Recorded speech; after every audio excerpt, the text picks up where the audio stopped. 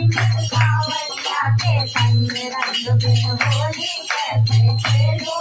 मैं सावरिया के संग रंग बिन होली कैसे खेलूं मैं सावरिया के संग